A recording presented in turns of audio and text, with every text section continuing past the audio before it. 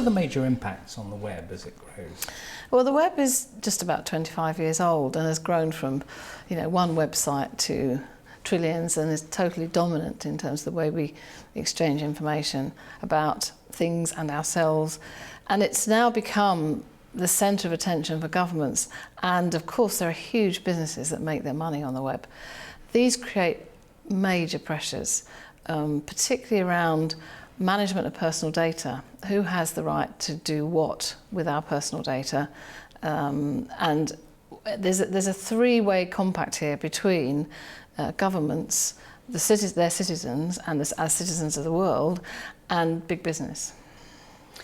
So how should we be thinking about it for the future?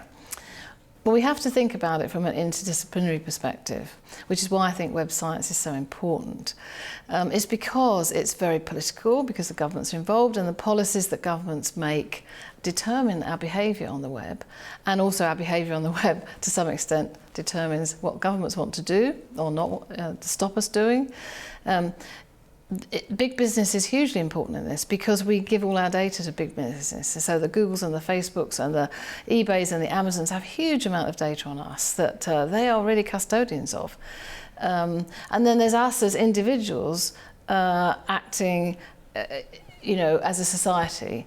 And it's so you need to understand the technology. So you need computer scientists, you need social scientists, you need political scientists, you need economists, you need lawyers, mathematicians. All these disciplines have an impact on our understanding of the web. And you don't have to know everything about all of them, but you do need to be able to look at things from different perspectives and talk different languages.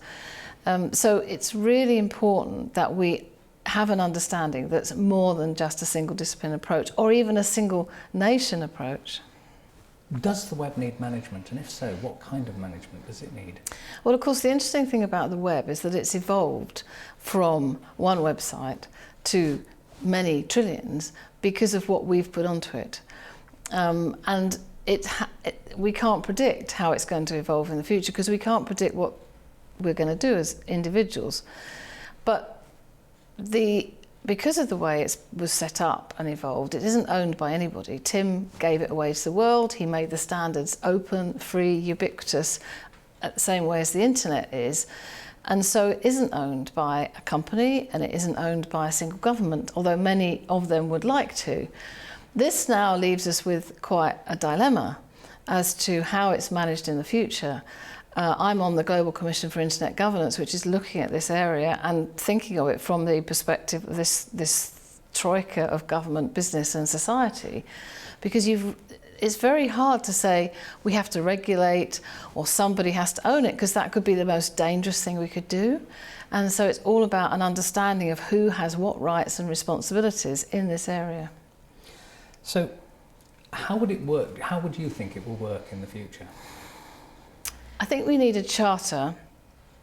Tim calls it a Magna Carta for the internet, a charter of rights and responsibilities that we can get nations to agree to, because clearly we want our governments to be able to catch the bad guys and protect citizens, but part of that protection is the protection of privacy and the protection of freedom of speech and all these sorts of things. But the human rights charters as they are don't cover this, and it's changing all the time.